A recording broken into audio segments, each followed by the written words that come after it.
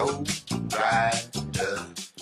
A very good afternoon to you. It's Doc here with an amazing guy here who will tell us about himself.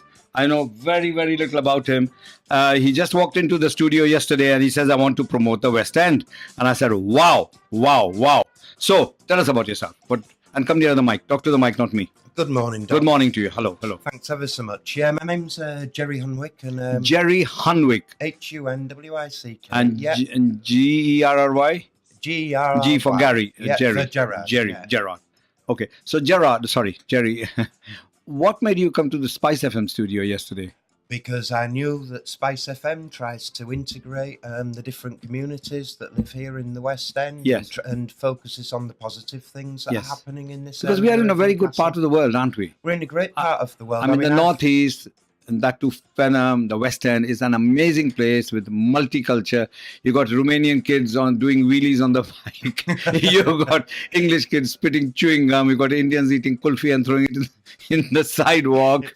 It's so much fun. There's greening of wind growth. There's so much hub of activity going on. And let's not forget Stand Up Street. It really is. Yes, it really is an amazing. It is an amazing place. Live. Yes. So I've always thought that West End is quite the West End of London is a swish posh upmarket place. This is a swish posh upmarket place. We're not so upmarket. No. But in terms of the wealth. But the people are socially wealthy. They really are. All the rich Pakistani there, all the lads with their big shops and all, they were very poor ones. Mm-hmm. They struggled through racism. Yep. They struggled through extreme poverty. Mm-hmm. One of the richest person in the building, Amar Mirza, tells me that when his parents would get a Hindi movie tape from Kanta's shop, which has now closed, they would watch it for 24 hours. Amazing. They would just take turns and keep seeing because they paid for it and, they couldn't afford anything more. Mm. And look how well they've done now. So I take my hats off. And they all went to a very swish, posh upmarket school called Rutherford. All right. And life was quite tough there. Yeah. Now the Excelsior is a different breed. But, the West End has been through a lot of rich cultural changes. It has been through tremendous changes. I mean, I've lived here 20 years now. And so tell us how it all began. Tell us. Well, I actually, I was originally from Hull. In Yorkshire. Yes. And I've lived in different places in the world. What age were you when you came to Newcastle, and why did you come? I was 35 when I came to Newcastle. But tell me about Hull then. How was your childhood as a baby? How were you? Hull is an extremely poor place. I myself grew up on a council estate. We didn't have a lot of opportunities. I'm the product of a single parent family. Right. My mother really struggled to bring us up financially. You didn't have cancer? I didn't. No, at least you escaped one bad thing. I didn't have that. No. Many other positives. Okay. No, but it's all these difficulties, they either make you or break you. They've made me. They've made you, exactly. They've absolutely made me. And if what doesn't break kill you makes you stronger. I think it does. Yeah. That's what the Germans say. What doesn't kill you? There's a Hindi word. The lotus. Mm-hmm. The Sanskrit word for it is pankaj. Pank means dirt. Aj means to be born. So the symbol of India is the lotus, and it only grows in dirty water. You put the lotus in a nice swimming pool, it'll die. So it takes nutrients from absolute CRAP. I can't say crap on radio, can I? Well, you can, because you've already said it. You can't use words like shit and crap on radio. I won't use those words, Doc. I'm far too polite. I live in a down market place called Gosford. Oh, Gosford. So I come here to clear my mind. So it only grows in dirty water. By dirty, I mean where there's a rich manure.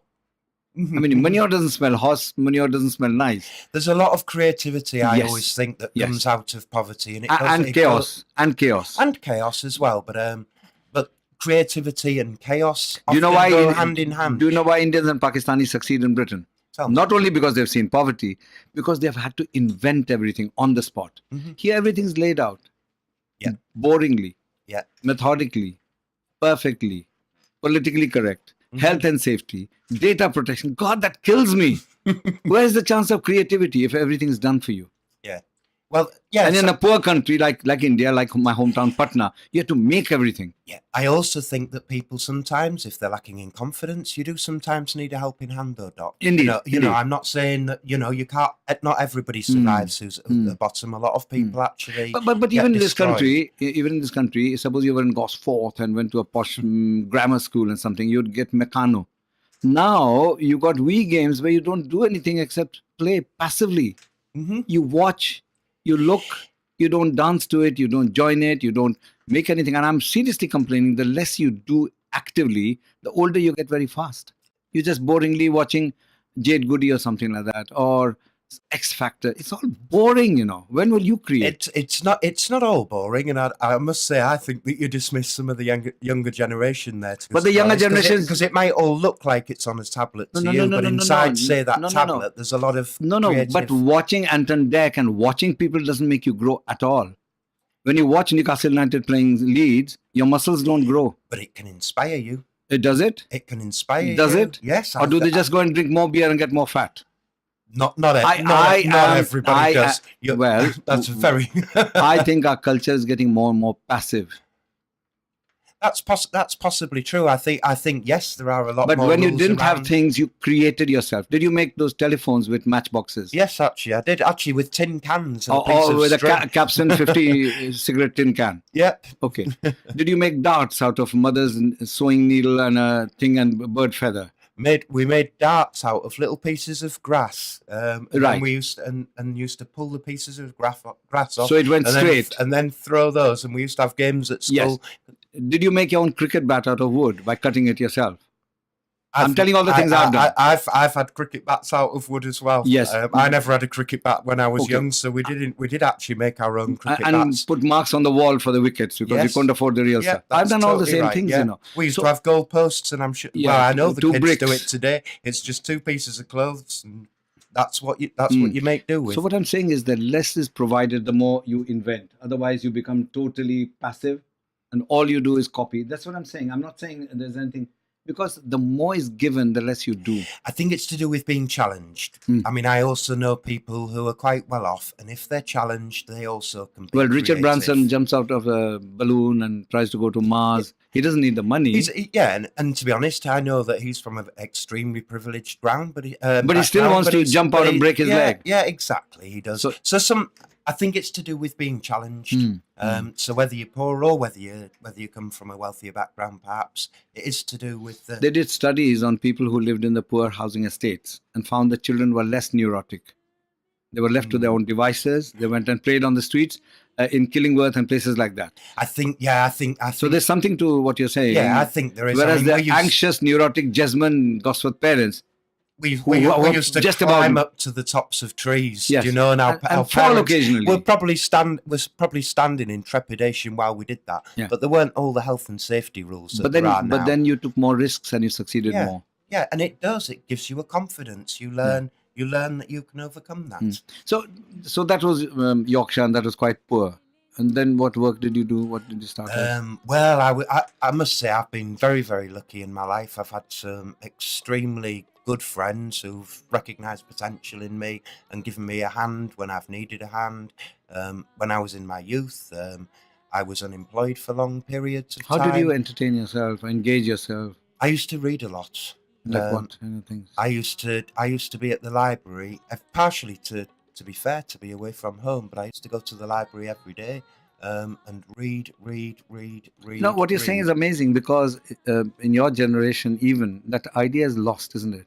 Not so many. Very few people go to the library. Yeah, I didn't even have a television when I grew up, so my imagination was in my mind, or you know, in what we created through play scenarios. No, but even reading a book, you're the producer director of the movie that you're seeing in your mind. You're creating the character, you're creating the voice, so you are creating. Absolutely. When you see a movie, it's all given you. Yes, it's a very passive recipient. Yes, I think that's absolutely true. And we just go. And also, it's somebody else's interpretation of what you read. Yeah. Anyway, like I was saying, I was very fortunate in my younger life to have people who recognised things that I was trying to do. Like I say, when I was younger, they saw potential in you.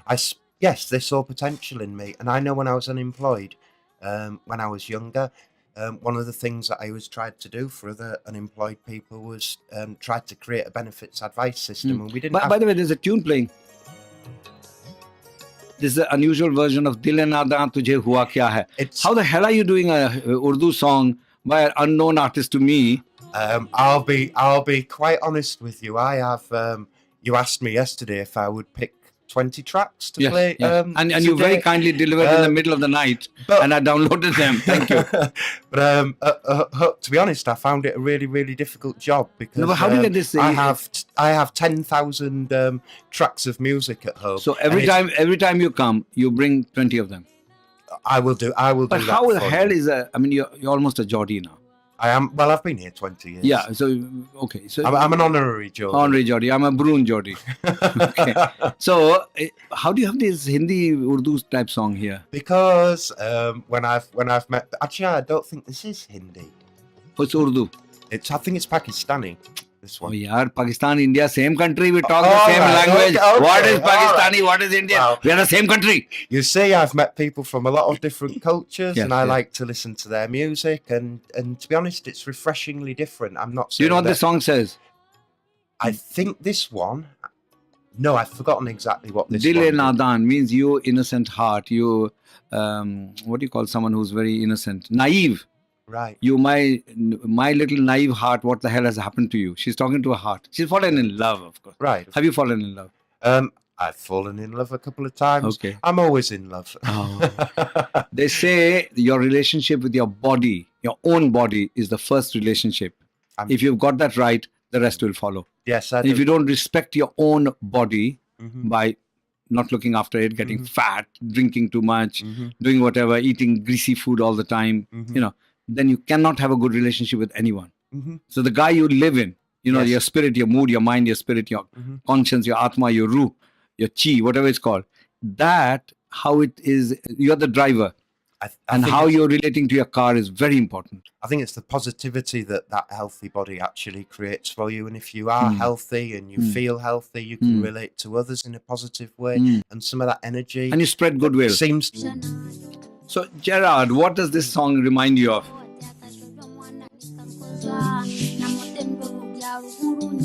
This song just reminds me of Tranquility, Doc. Where's it from? It's actually, this song is actually originally from Tanzania.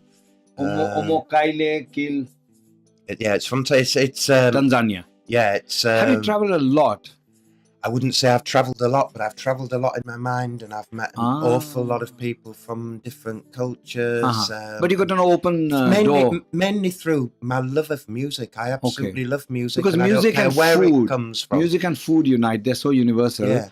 I know a lot about Indian classical music. Quite a hell of a lot, okay? And I've studied the notes, and I've studied the tempered scale, and all that is technically so. But all music can be played on all instruments. If you have an English typewriter, you can't type Hindi, Urdu, Arabic on it. You just can't. Yeah. But if you have an Indian flute, you can play Arabic tune, Chinese tune, Japanese tune. So there's still the 7 notes. Do, re, mi, fa, sol, la, ti, do, sa, ni, da, pa, ma, ga, re, sa. Why? Why? Our languages are so different. Our foods are different. Our alphabets are different. But the notes are sa, re, ga, ma, pa, da, ni, sa, do, ti, la, so, fa, mi, re, do. So there's something very strong you're saying about music. Music transcends absolutely everything. It's a way of communicating. It speaks to something deep, perhaps within even your spirituality, I would say. I come from a culture where music is spiritual. Right. And when Indian classical music was not started to praise the king, it's only when the Mughals came that we had darbari. Darbar means court. Right. But music wasn't courtly in India. Western music is very courtly. It's to praise the king. Right. And stimulate the troops and so on. But Indian classical music is so ancient, it just has to do with the spirit. Whether you call it God or super consciousness doesn't make a difference. And it's also the human voice. I mean, the human voice can be so expressive as well. And if you just confine yourself perhaps to one culture or just one type of music, you're really, really limiting the experience that you can have. Music means so much to me. It's the way that I relax. It's the way that I wake up. It's the way that I go to sleep.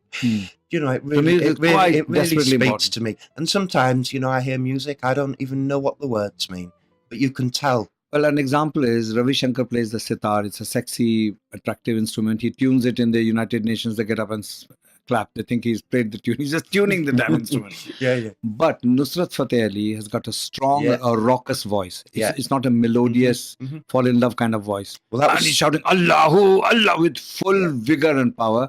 Yeah. I don't understand the words, never mind you. It could be in Urdu, it could be in Farsi, it could be in Arabic, it could be in Punjabi, it could be. I don't understand 90% of the words, and yet it touches me. Well, Nusrat Fateh Ali Khan was actually the first Pakistani artist I ever heard, and it was actually from a guy who worked on a radio station. I was hearing the music he was playing. Where were you? And this was in Hull on a community radio station called CCFM. And it touched you? And it touched me, and I went over and asked him what this music was, and it was Nusrat Fateh Ali Khan, and I think Must is still one of my favourite. That's the one. And then there's Allahu, and so on. He's got huge repertoire. And I have no Urdu. I understand no Urdu. No, I understand a little Urdu, not enough, but I understand a little bit, and yet he touches me deeply. I've had Babar. Last Friday we had Babar, who's got a shop called it'll come to me. Babar, phone me and tell me what the name of your shop is. It's on Stanhope Street, not Stanhope, Nunsmoor Road. Monib Textiles. He's a tailor for ladies, but when it's called reading the Naat. They say you can't sing it, it's read. Well, culturally, that's what they say. But when he does it, I get tears in my eyes. I don't understand most of the words because it's in Mirpuri language or Saraiki, which I hardly understand Punjabi. But the words don't matter. It's so deeply felt that it shakes your spirit, your heart. Yeah, absolutely. So yesterday you felt that Spice was a good place to go. I wanted to come and promote a new website that's going to be launched on Tuesday called the MAGPIE. Show me it. Show it to camera. Here's the logo for the website. The MAGPIE. The MAGPIE. Newcastle West End News. Yeah, and the aim of doing it is because this the news outlets that there are at current do tend to focus on crime and a lot of the bad things that are going on in the neighbourhood. Instead of enjoying the positivity. Of course, we know we have problems in this area. You know, most areas do. Even in Gosforth, there's problems. And also, it's easy to kick a poor dog. Yeah. You know, because the people here don't object enough. In Gosforth, there'll be people saying, how dare you do this? How dare you? Hey, no, you can't do this. And the MPs also take their cases up. I don't like those. Yeah, I don't like that type of divide, to be honest, Doc. No, but I'm saying the intellectual power of Gosforth is much higher than here. Yes, it is. They've all been to grammar school.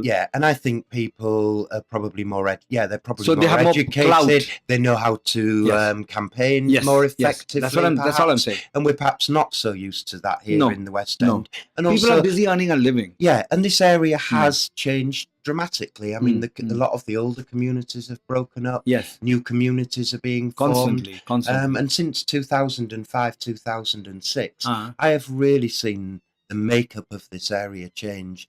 And I think it's required a real understanding, perhaps, from different sections of the community. And one of the aims of the MAGPIE is to actually bring people together, perhaps get them to understand a little more of each other, Doc. Did you know Dr. Sarma, 2 Bentink Road, the doctor there? Right. Okay. He fell ill for 6 months, very severely. And I did a lot of work for him in the afternoons because I was the boss of my surgery. I changed my surgery times. So I was running 2 practices at the same time. And then I did a lot of work for the refugee practice next to the mosque, the big mosque, the Bilal Mosque. Next to it was a refugee. And I can tell you, I enjoyed far more than working in Gosforth. Gosforth, everybody has got some connection with some consultant. They can look after themselves. You send them for an appointment. They usually come. Here are the people where your help is really needed. You know, it is crying for help. Yeah. And I enjoyed that. I made friends with the Bengalis in Normanton Terrace, in all sorts of places. I went to the homes. I ate their food. So the GP has to engage. I was only a locum, but those friendships still last. I still see them when I come this way, still wave to them, still go to their shops, because that is what human being is about, isn't it? Yeah. Okay, we've come for a break time, and then we'll carry on. Keep us far apart.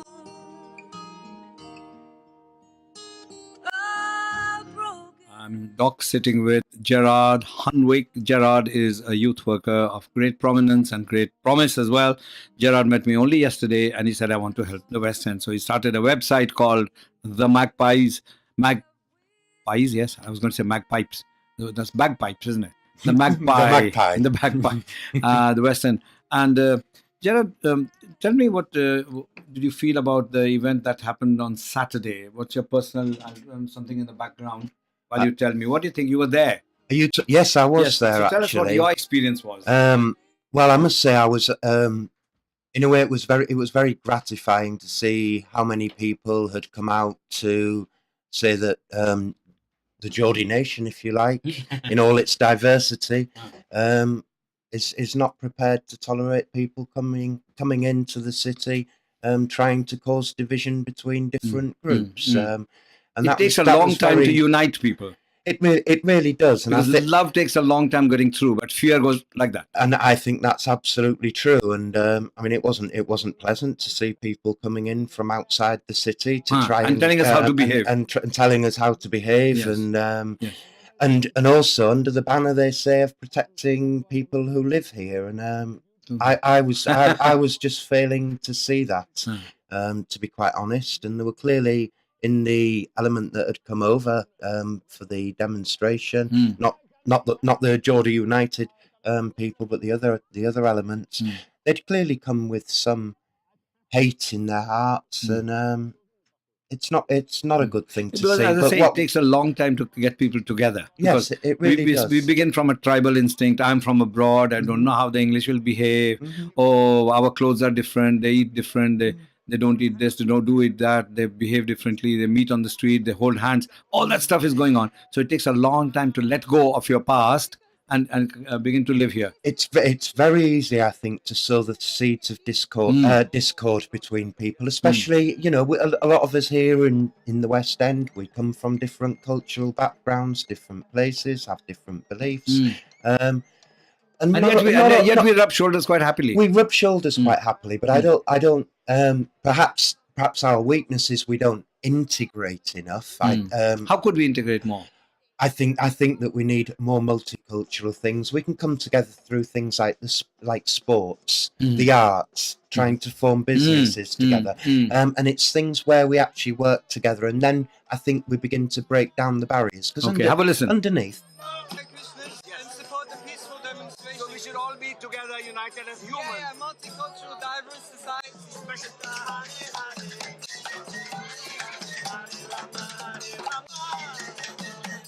So the whole event was really brought up in a positive way. Deepu was very keen that is not seen as an anti to an anti. Minus into minus equals plus. No.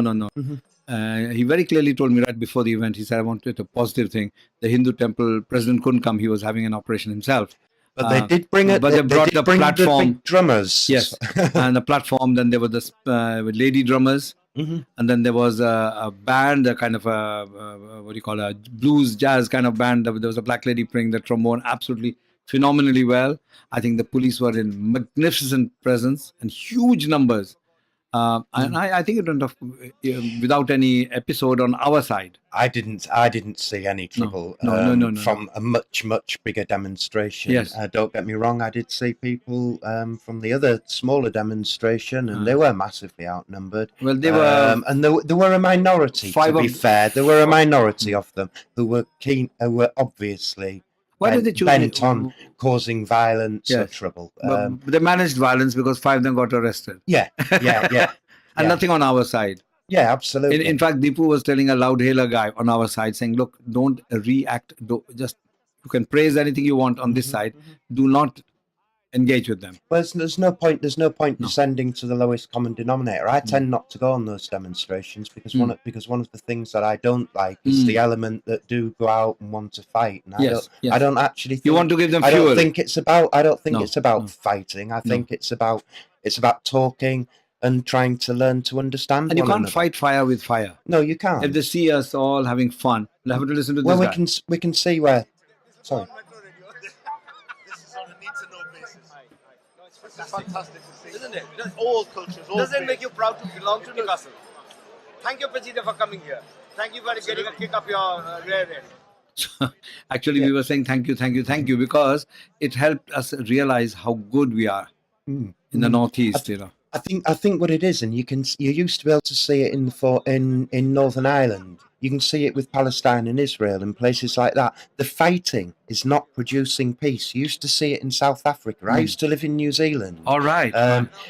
So what's your experience? And until you have peace initiatives and people sit down and perhaps forget some of the, it's obviously you never forget things that have been done to you or the terrible things perhaps that have happened. There's some point you have to say, look, let go. We're going to draw a line in the sand here. We've had the enough. Past was the past.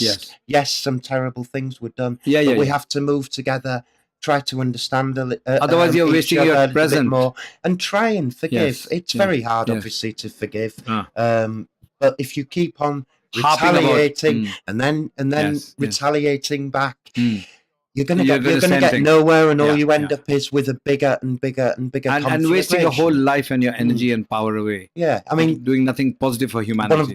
I must say, I'm no great lover, particularly of Tony Blair, but I think one of his great achievements was actually to really push for a peace process in Northern Ireland. So and if there was any positive thing that he did, I think that was really quite positive. We will not talk about the bit of pipe he found under the wash basin as a weapon of mass destruction. Okay, this is English. I should call the Brune Jordi. Brunel. Hi.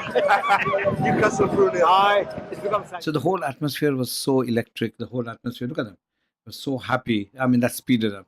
You can't see, can you? No, I can't see, actually. I'll come in. No. Put it on for you. Newcastle, I'm so proud. I'm choking with emotion. I'm so proud to be a Geordie.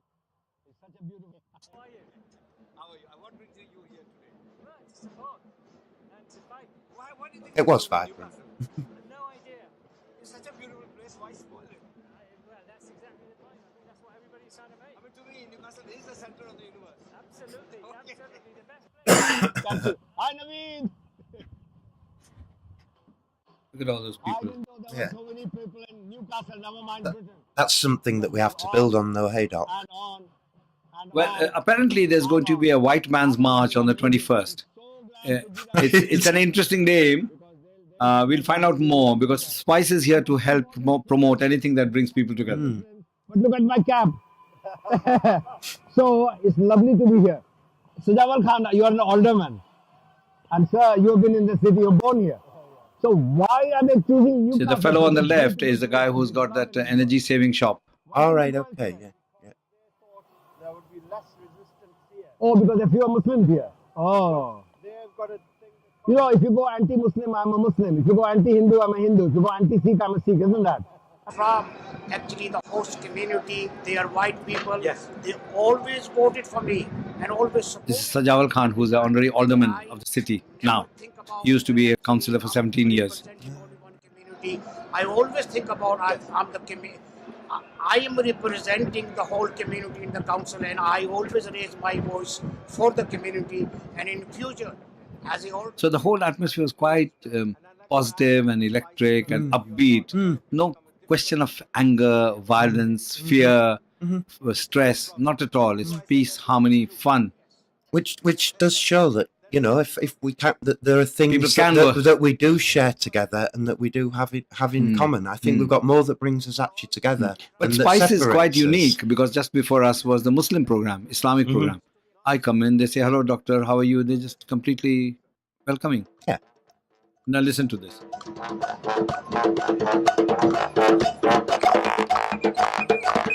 classical bass trombonist first, and then I taught myself. I'm an Indian classical bass musician. I'm on Spice FM, Dr. Anand. I'll give you I'm always promoting Spice. Perform on my radio station. And this is going out on Metro Radio as well. So last night I was at Metro Radio. Ah, right, okay.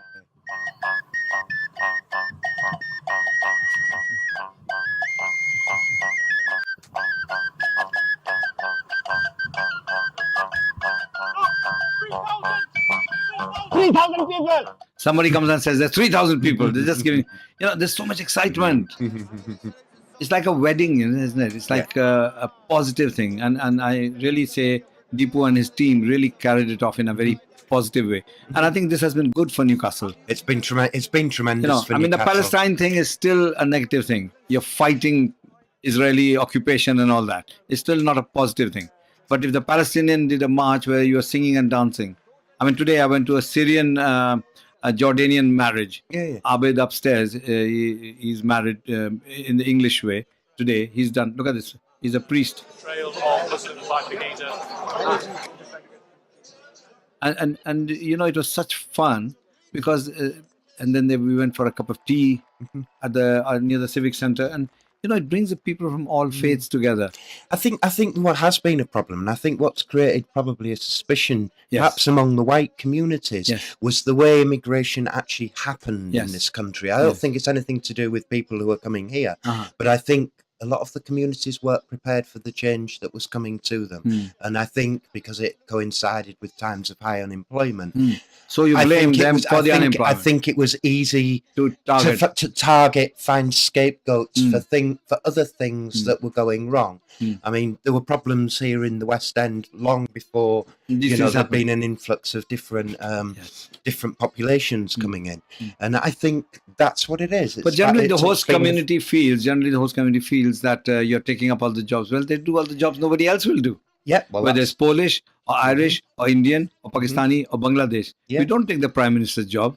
Absolutely. I mean, I went to a very posh practice, but it wasn't posh.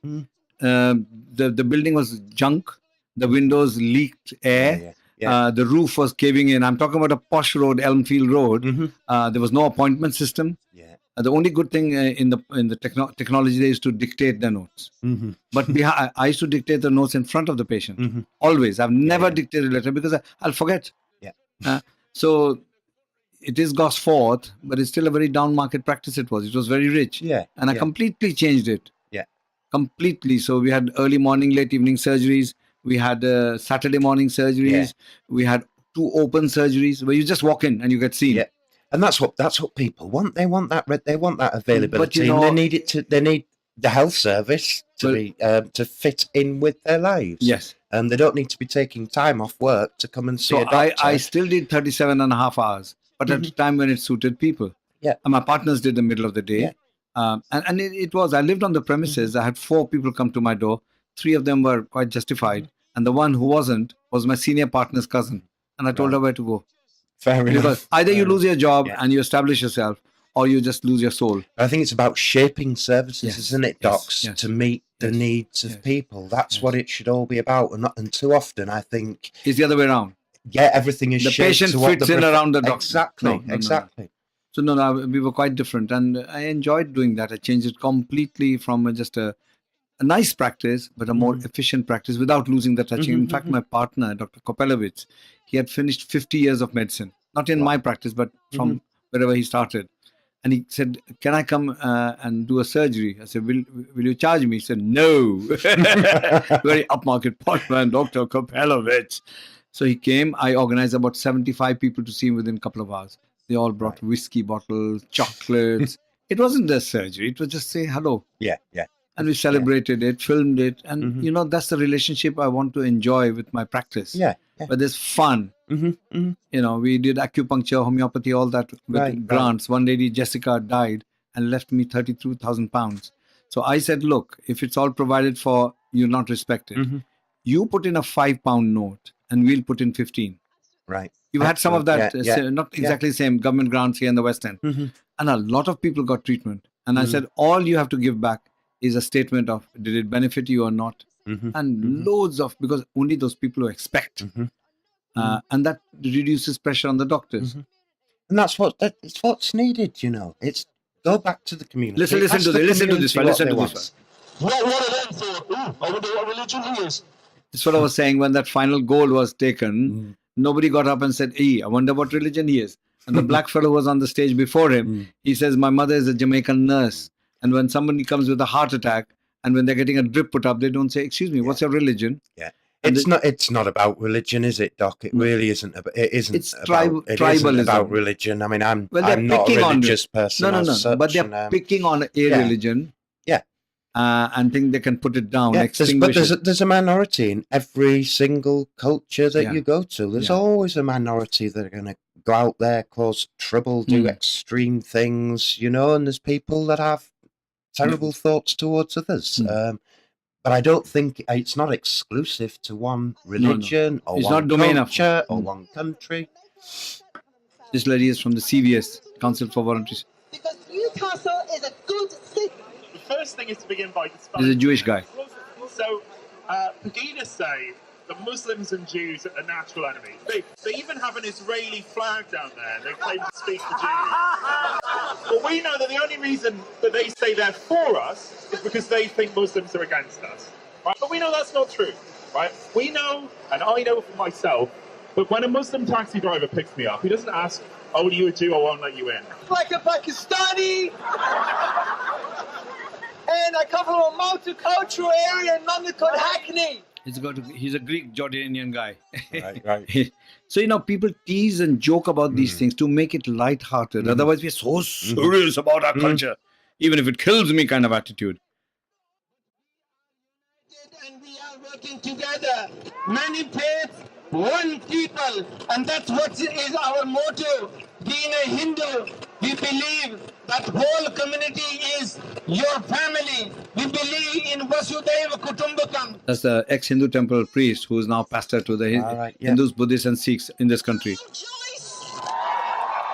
That's Yvonne Ridley. So, you know, they had very powerful speakers. Yeah. Okay.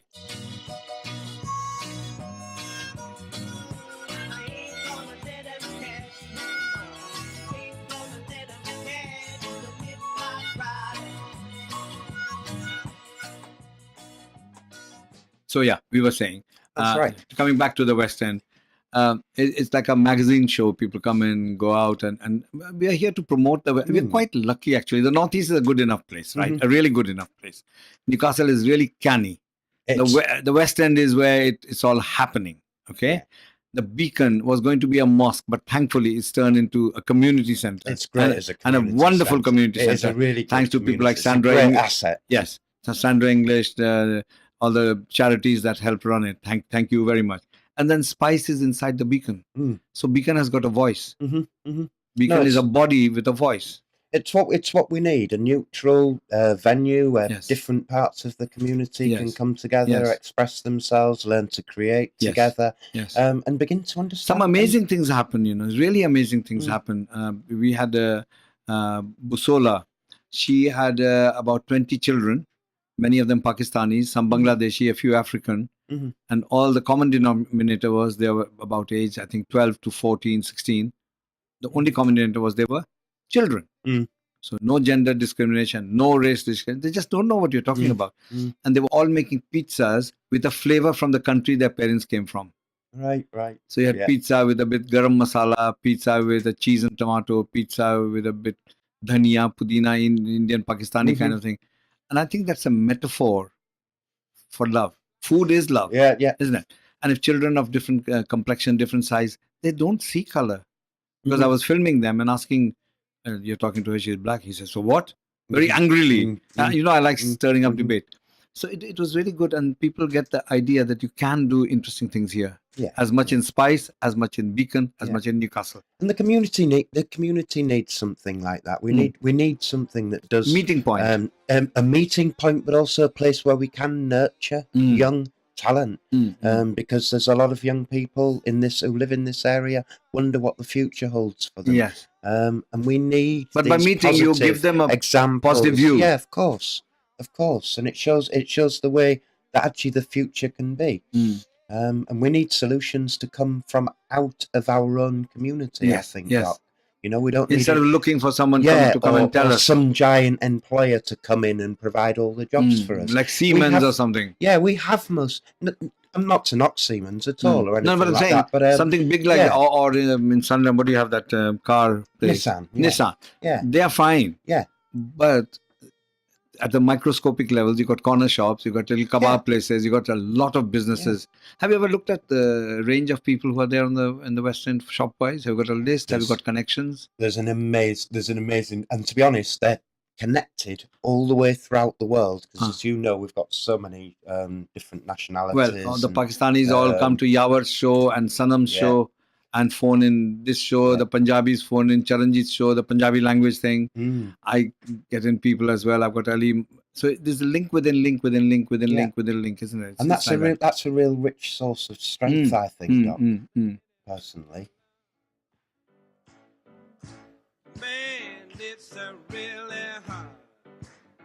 What does it make you think of? This track, I heard this track first. I walked into a record store and it was just amazing. It just jazz come blues. I mean, this is Bill Withers. It's a track called Harlem.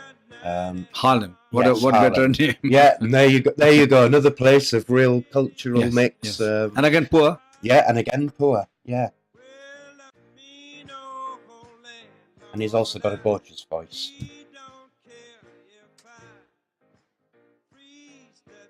And this is a live version. Scale change, yeah? Have you ever played any musical instrument or sung? I still sing, to be honest, in the bath. I'm not a very good singer. We'll put a bathtub here. We'll need to hear you. Yeah, okay. Yeah, no microphone, just a hairbrush or something. I did used to play the violin. I haven't played for a long Have you got a violin? Now. I don't have a violin at the moment. What instrument do you have at home? I've actually got a guitar at home. Bring it next time. But I can't play it. Doesn't matter. Tune it. It's probably tuned. Okay, but I can't play it. Just bring it next time. I know about 3 chords. Doc. You got a lovely guitarist who comes every Wednesday called Malcolm. Oh well. So you're welcome to drop in. I mean, let me tell you the shows that happen. Monday is Ali, Mahmood, and I. He prepares the show. I just talk over the show. It's about Indian music, film music, Pakistani music, and so on. Then Wednesday is a show prepared by Rizaria Langley, who is a peace activist. She held the World Peace Conference. So maybe you should come on a Wednesday to get to know her. Because anyone here is yours. I mean, they're part of Spice, they're part of me, they're part of you. They're all connected. So she does the show on Wednesday. She brings people. She thinks about, the black lady who was playing the trombone. She's already spoken to her and is probably getting her next time. Thursday is Wheelchair Steve. That's what he calls himself. So he brings in more community issues, discrimination, but not just about physically disabled people, but about mental disability, and anything, Equality Act and so on. He's quite an activist, and he'll stand up to anyone if you're doing something wrong. Then Friday is yourself. Thank you. As of today. Thank you very much. And Saturday is a family thing. So let's see if Jessica can be involved in that by bringing herself, then her Philippine friends, and then more families. I mean, it's an opportunity we should not miss.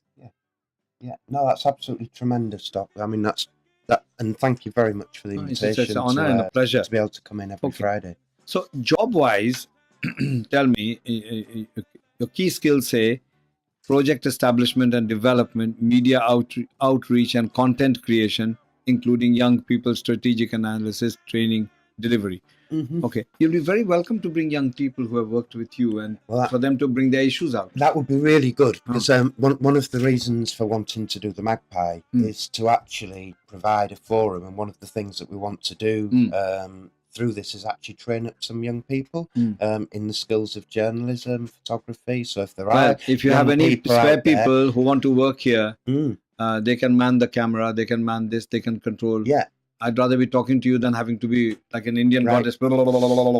It's just very distracting to you. Yeah.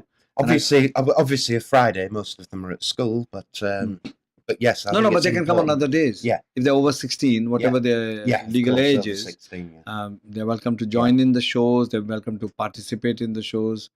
I mean, obviously, we'll have to control that. We don't have 20 people on a Saturday because it's just convenient. But there'll always be a space and a time for people to come from all the different communities, I haven't had any Romanian person yet.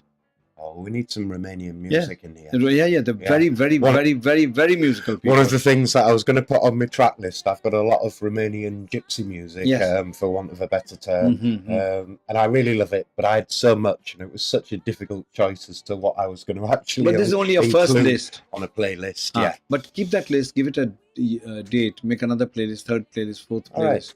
And I'll have it in my computer anytime I want to use it for anybody else. Okay. So it's like someone who's deeply musically involved and very diverse yourself. Excellent. Okay. It also says you're fully conversant with MS Office, photo editing, layout programs. What's a layout program? PageMaker. They're things like PageMaker, those types of things. I actually used to be proficient in a program called Quark Express. It's like Called what? Quark Express. Quark, yes, It's not so popular now. There are Adobe products that have overtaken Quark Express, but it's a product of having worked in the media industry as a journalist. And as you have worked as a journalist. Yeah. When and where? I became qualified as a journalist in 1989, and Where from? worked in Yorkshire. All in Yorkshire. I studied journalism in Sheffield in Yorkshire, and then worked for a while in Yorkshire. Or what And paper? then actually went over Print journalism. South Yorkshire Times, print journalism, journalism. and then went over to New Zealand. Fortunately enough, partially because of the computer skills that I had. Mainly, in fact, to be honest, and hopefully I think because I was a good journalist, and spent a very enjoyable 3 years. 3 there years? Oh, wow. working out there. And it was a tremendous time. Being a journalist is a tremendously What aspect of it? privileged occupation. What aspect of it draws you? To be able to talk to other people, to be able to present the truth, and often people, and also I suppose because I've got a gift with the written language, Which you developed by going to the library so much. without going to the library. So, you see, You developed it over the years and that years. was my grounding, and also to be able to give other people a voice, and to That really excites you. to record their history. Yeah, it does really excite me, and I love to meet people, and to hear their point Story. of view. Sometimes, The metaphors. there's no such thing as truth. No, It's no, about Whose perspective. truth? Whose truth? Whose It's about perspective? perspectives. Exactly. There is no eternal truth. Yeah. That is the truth. Absolutely. It's a point of view. Yeah. And that way, pardon me, that way you remain much more flexible, open, compassionate to other people. Often people take their opinions as truth. Yeah. And there isn't. Like you say, there are different points. There are different points of view, and one person sees it one way, another person sees it another way, or somebody may have different interests involved. Okay, and now time for a break.